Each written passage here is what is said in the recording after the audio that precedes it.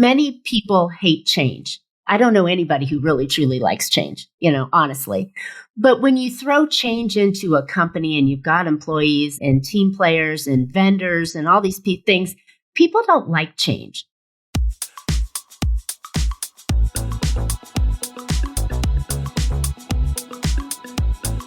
Hey, it's the Profit Answer Man, Rocky Lalvani. If you're new to the podcast, check out my interview with Mike Michalowicz. It's episode number 2. If you want to hear about each chapter in the Profit First book, go back and listen to episodes 3 through 13. Episode 1 is the why and how. On the Profit Answer Man, we learn money mastery without all the complicated accounting mumbo-jumbo using a simple system. Your accountant is busy documenting your transactions and creating a rearview mirror of what happened.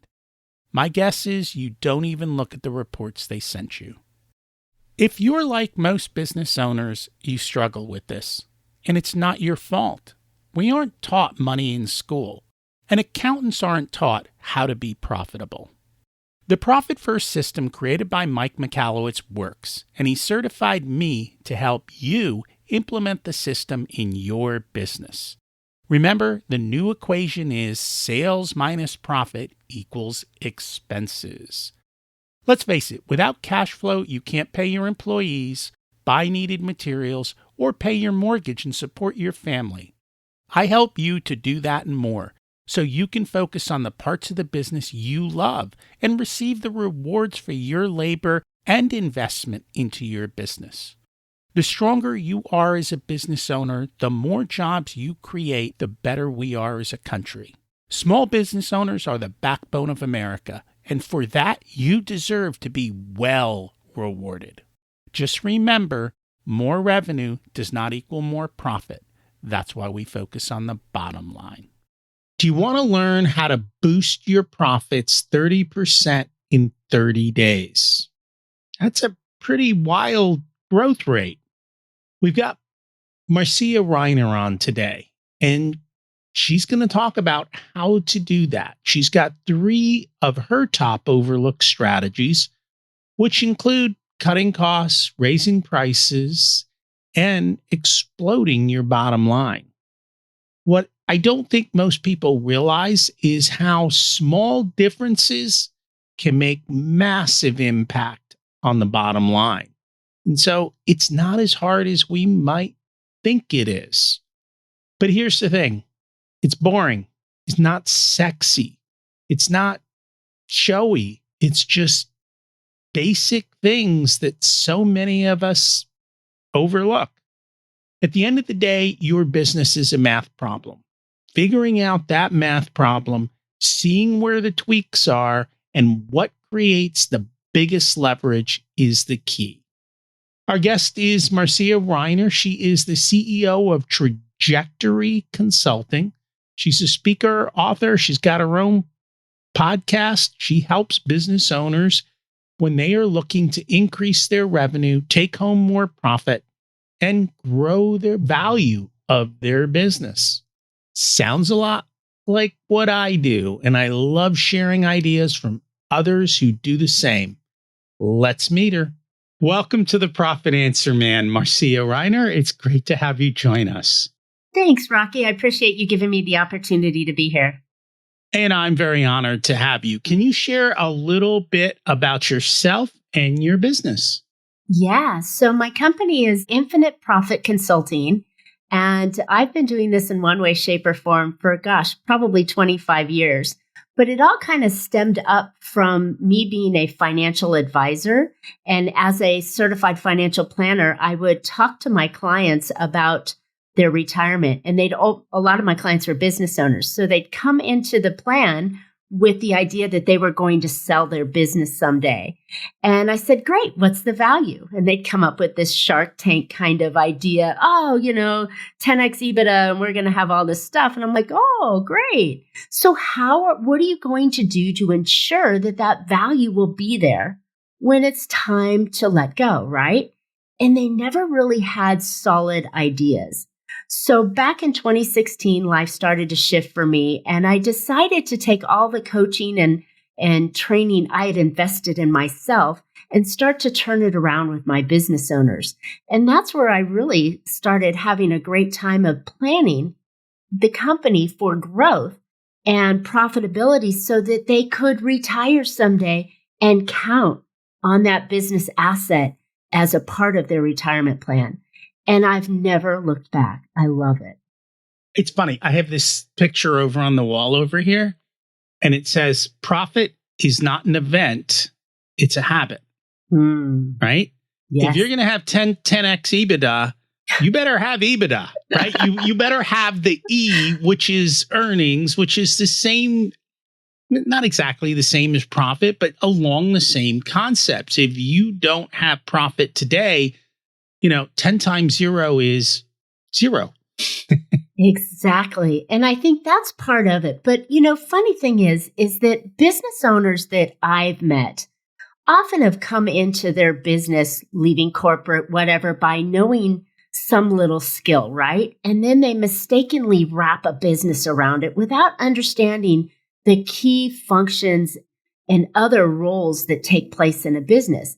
And they act as the most important salesperson, their head of HR, their chief bottle washer. They take out the garbage each day. And they don't realize that one of those primary functions is to truly understand the financial side of their business.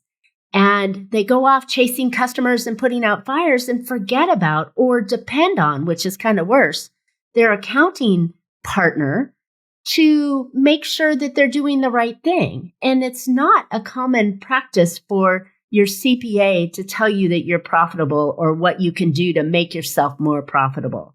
And so they just trust and rely that it's going to magically happen if they just make one more phone call. It sounds more like they built a job versus building a business. And there is nothing wrong with that because honestly, in many senses, I built a job for myself. Sure. A job that I love, and my boss sucks, but that's okay. I deal with him all the time. And you're working for close to minimum wage sometimes and long hours. No, not my bit. This is the profit answer, man. We don't work for minimum wage. We work for maximum wage. That much we were smart about. Yay. But what I learned and kind of my big aha that brought me into this business was when people are wearing all those different hats of the business, the hat that they hated wearing the most was the accounting hat, the numbers hat. They actually had a massive aversion to it because I came from not the financial planning side, but for teaching people how to build wealth.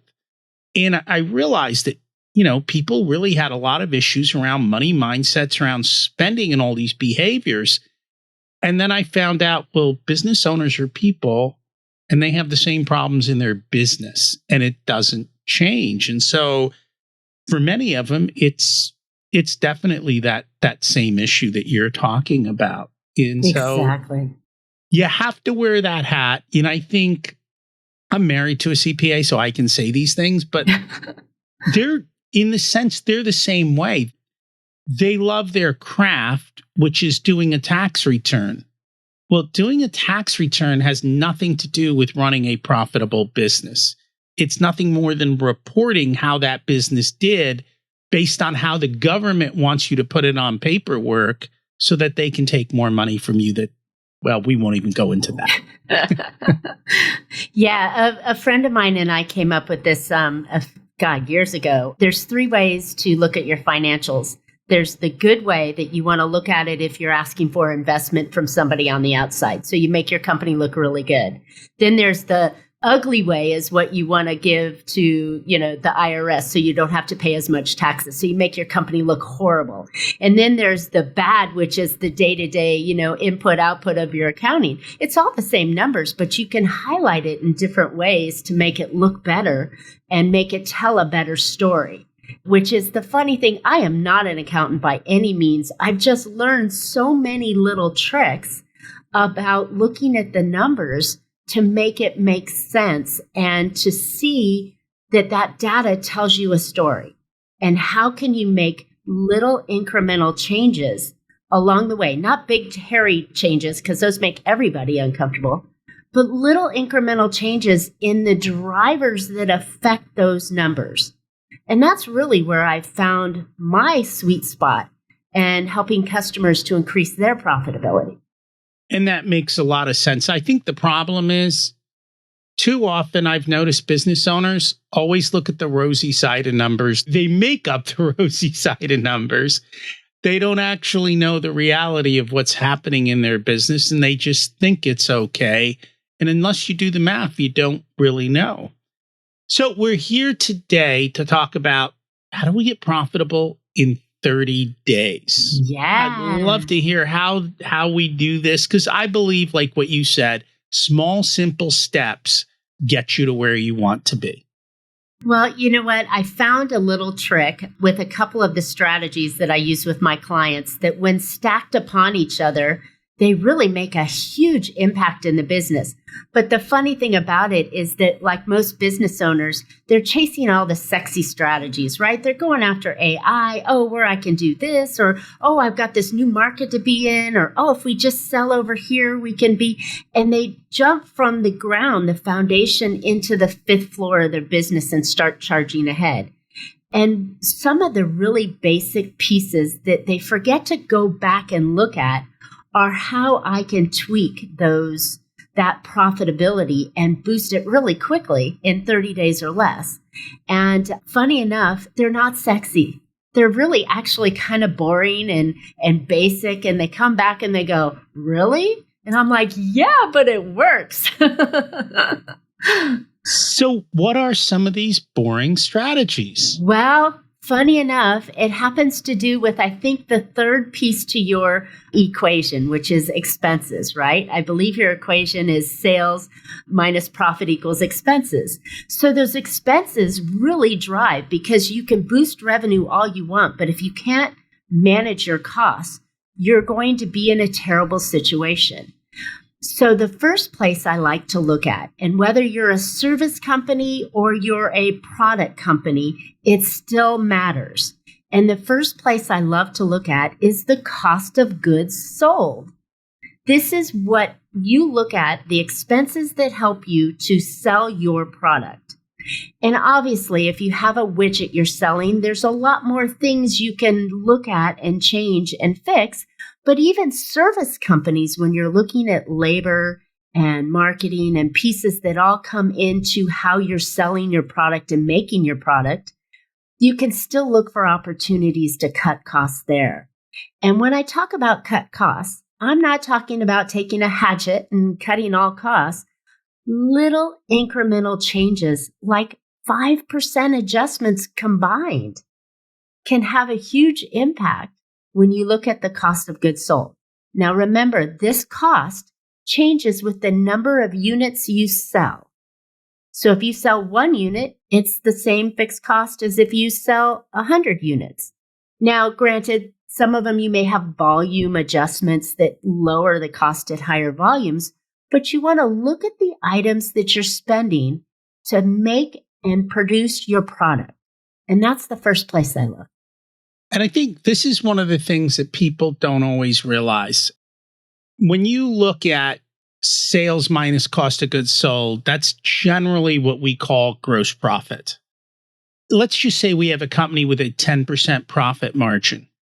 If you can increase gross profit by 5%, you actually increase net profit by 50%. Exactly. It is that massive of a multiplier, and people don't realize, wait a minute, this little change results in this big change. And again, maybe you can't do that in a day, like you said, but if I can get 1% this quarter and 1% next quarter and 1% the quarter after, in 5 quarters, I grew my net profit 50%. Yes.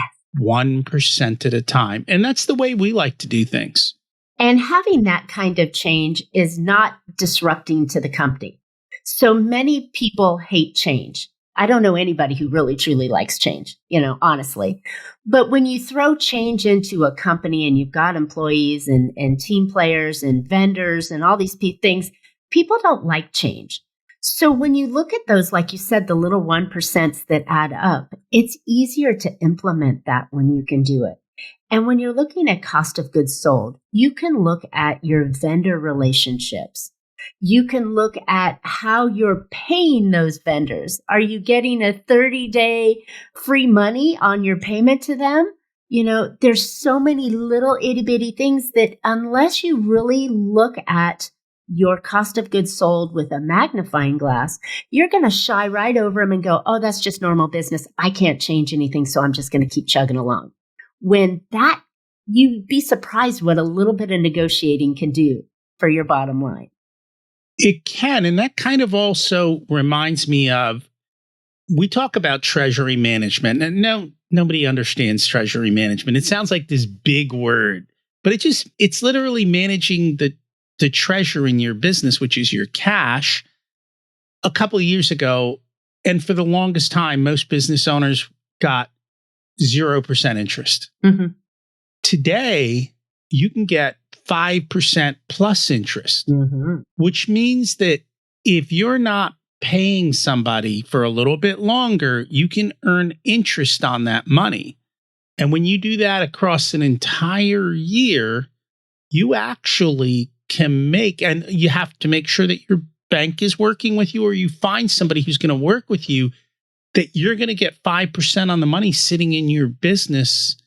And all of a sudden, you're making a lot of extra money just on the money you have in your business. And that's another way to pick up those couple percentage points. And again, there's not one way, there's multiple ways. Hundreds of ways that are often overlooked. And that's why I said this isn't the sexy stuff. This is the ground floor stuff that is way overlooked by so many people. But another thing on your point there is if you can pay for something with cash, you can also come in and ask for a cash discount. That's correct. Who would have There's thought? 5% there, maybe. Exactly. Right? So there are many different ways to, as they say, skin a cat. I have a dog, so that's okay to say. So we talked about the expense side. What are some of the other ways we can improve our profit quickly? Excellent. So there are two sides of the expenses, and this one will be a little bit easier. So we have the cost of goods sold, but then we have another major set of expenses in our business, right? They're the fixed operating costs. These don't change whether you sell one widget or 100 widgets or units, right? They remain the same. Now, again, we want to take that same lens and we want to look at how can we renegotiate our fixed operating costs. And again, by making small little incremental changes that add up, we're boosting that net profitability, and therefore it lifts all boats with the same manner. And so this is something you can come back in when it's time to renew a lease. If you have a lease, maybe you're now shipping into home-based business, or you're looking at employee costs that don't involve the sale of things. There's lots of ways that you can chip away at your expenses to therefore increase your profit. And all of these strategies don't require that you're chasing more clients, spending additional money on marketing, or hiring more people, right? Which is the normal growth strategies. These are strategies that are just looking internally on you and what you can do to boost those profits. And so I think the important takeaway here is if I sell 1,000 of an item and I divide that by my fixed costs, it's whatever that number is. Mm-hmm. But if I sell 1,200 of an item and I divide it by that same fixed cost, I actually am picking up a better profit margin because those numbers are fixed. And just to define some of the fixed costs. So your fixed costs are clearly, if you have fixed labor, meaning you're paying people a salary, mm-hmm. your rent, mm-hmm. right? Or your whatever your leasing costs are. If you've got machinery and overhead, your fixed monthly payments, your phone system, all of these different things. And I think what we don't realize is once we start building up all these fixed costs, if our business goes through the roller coaster rides. What business does that? Wait a minute. What business goes through roller coaster rides? Who are you talking about? Yeah. So those fixed costs during the roller coaster ride are things that can really, you get hammered. And if you're not ready to make difficult decisions at that point quickly, then we've got a problem because you can never recover it. And funny thing is, I ask my clients to go through this little exercise. Does it create a client when you're looking at your expenses? Does it create a client? Does it increase the value of a client? And does it make a client stay longer, right? Because the whole purpose of a business is to create a customer or client and to produce a profit, right? So those three factors, when you're looking at those expenses, we all have subscriptions that we forgot to turn off. We all have expenses that maybe our lifestyle shoved through our business and our accountant says that's a great tax write-off, but it affects the profitability, right? So it's managing the expenses. Are we still paying a full salary to ourselves, even though we're running our car and cell phone and family insurance and everything else through there? We need to adjust things to make them make better sense for the profitability of the company. And I think the fact that just by its very nature, they are fixed means we better be very careful before we make a choice on a fixed cost, because it's not something we can unravel easily. And should the economy or the tide or life or technology change, you don't have the flexibility to make that change. So be very careful when you make that obligation. And they chip into what goes into either your right pocket or your left pocket. That still chips into your money. It does. And employees are very much of a very large fixed cost, and it's very hard to let people go. But if times get tough, you need to be ready to. Yeah. Every large corporation has massive layoffs first thing they do. All right. So you want to know the third strategy I like to do? Yes. And funny enough, this is the scariest because business owners are afraid to do this, even though they're having it done to them constantly. So my third strategy, when I ask people to cut costs in cost of goods sold and in their operating costs, I ask them to look at when the last time they raised their prices. And so this combination of three things is where we get that 45 to 50% boost. And if you can raise costs, consumers understand that costs are rising, right? Transportation costs, product costs, labor is increasing. Life is just getting more expensive every year. That's called inflation. So as inflation increases, we need to look at it where the business is not taking it in the shorts. They're actually making movements that are normal and acceptable and customary in business at all times. So why not adjust your costs? I love, again, incremental changes. Don't shock your customer, but look at ways of when was the last time you raised costs? What is the competition charging for it? What value do you provide that maybe you could add into that as you're raising your costs, right? Value doesn't always necessarily mean more product, but maybe it's a supporting service. But if you can increase your cost by just a little, we're talking less than 5% again, right? You're going to see that headway. And all three of these stacked are not just a one and done, but they develop over time and they last over time. So it's not a one-time boost. It's a continuous boost in your profitability for years to come if you can continue to do these three items together. So I'm going to do some wild and crazy math.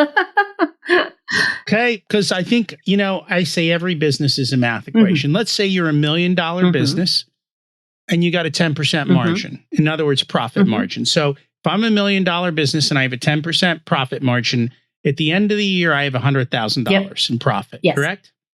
So let's take this $10 million business and let's be wild and crazy and let's increase prices 10%. Okay. Because that's an easy number to add. That's a big boost, but yes. Because it's an easy number to add. You could do 1%, right? But we're going to do 10.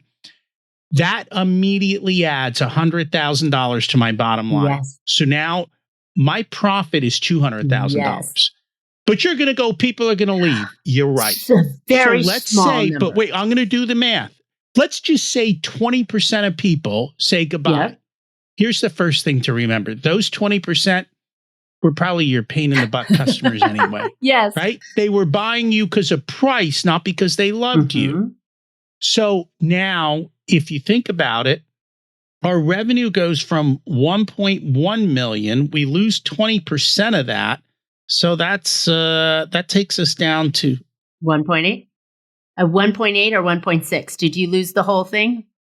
Well, we're at 1.1 million and we lose 20%. So let me do quick math on a calculator. I'm a finance major and I still need a calculator. No, that takes us down to 880,000 in revenue. So even though we've raised prices by 10%, we've lost 120,000 in revenue. You're all freaking out. But watch this. When I look at my profit, I'm making $176,000, which means I'm working less by 20%. Oh, that's nice. Right? And I'm making 76% more money. Yep. Wow. Yep. That's a lever I like to play with. And I say businesses are full of levers. When you understand your math equations, you can do this. Hey, here's my suggestion. Okay? Because you said take baby steps. Let's identify our 10 worst customers and let's raise their price 10% and see what happens. I love that idea. I mean, at the end of the day, you're not going to be disappointed if they leave. And if they stay, well, now they're paying you a premium because they're just not a fun customer to work with anyway.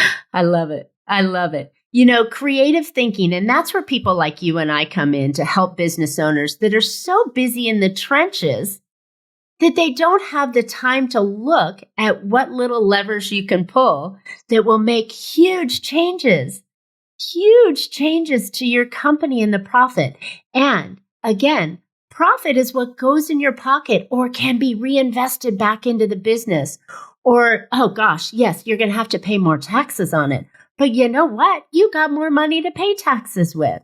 So there's a lot of opportunity. You know, you can look at the negatives and the positives of everything, but there's so many opportunities that you can do, more customers you can serve, and more industries you can be in and people you can help if you make more money. Well, I can put that $76,000 into a retirement account. Yep. In which case, I don't pay any additional tax. I agree. Okay. I agree. And now I've created a safety net in case something happens to my business so that if sale time comes and my business is no longer valuable, well, I have my retirement plan and that's growing and that's making money somewhere else. Yeah. So there are ways to do this smart. And then there are ways to go buy a new pickup truck. Oh, gosh. But whatever. If that is not funny enough, that's the favorite recommendation of every accountant at tax time when they're talking about tax planning, right? Let's go buy something that you needed to buy so you're not going to pay taxes on it. And I'm like, why did I need to buy that, right? I love your idea better of investing in yourself, paying yourself in the retirement.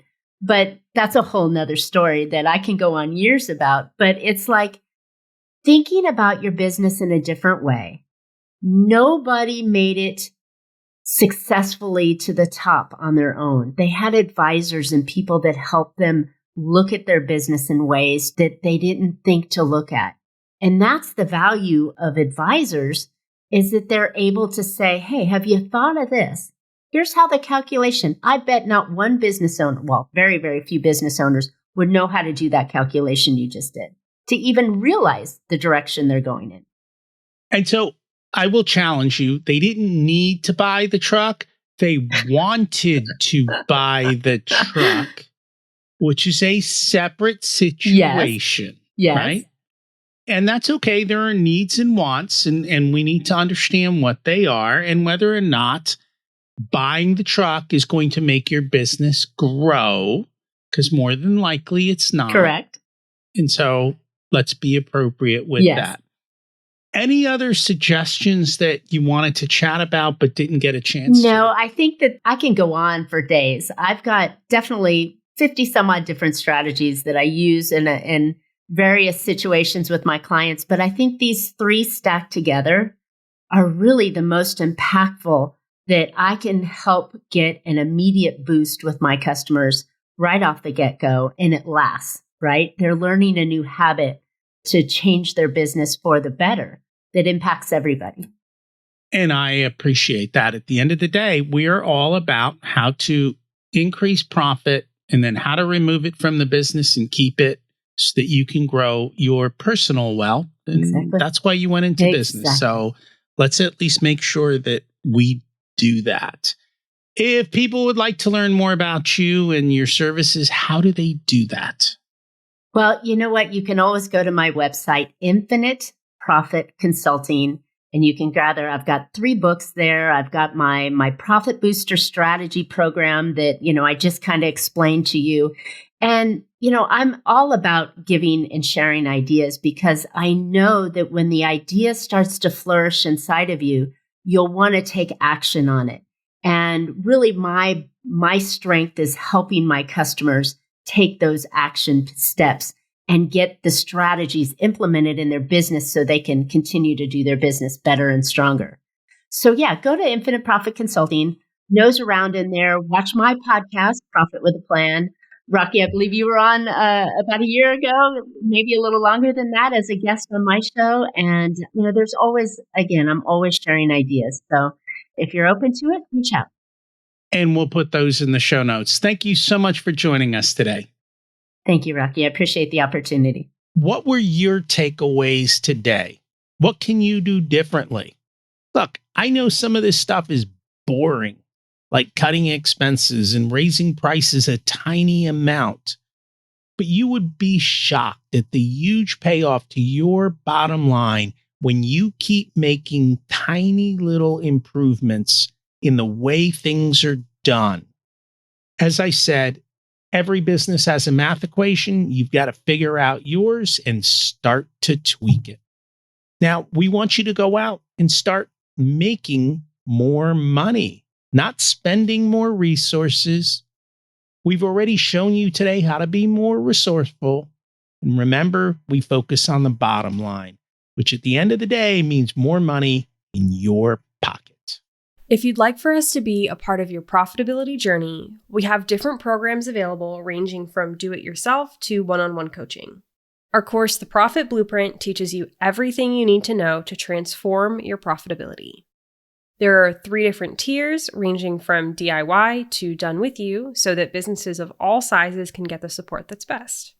Join the waitlist in the show notes to get more information and be a part of the next cohort. If you want a done for you service, you can hire us as your chief profitability officers. We only work with a handful of clients, so they all get our full attention. We work with business owners who have or are growing to $500,000 to $10 million in revenue.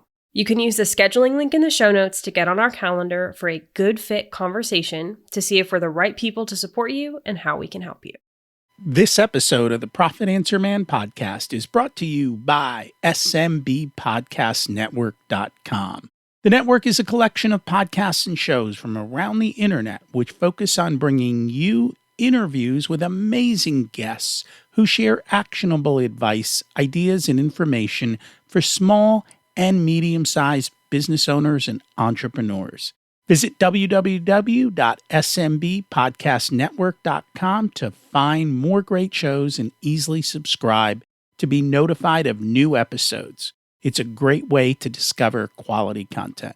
If you've discovered us via the network, then I hope you enjoy today's show and will consider subscribing directly so you never miss our episodes. Remember to check out my other podcast, Richer Soul, where we talk about how to live the ultimate life and be the best business owner you can be. As we close out, let's repeat the mantra. Revenue is vanity, profit is sanity, and cash is king. Have an abundant and profitable week.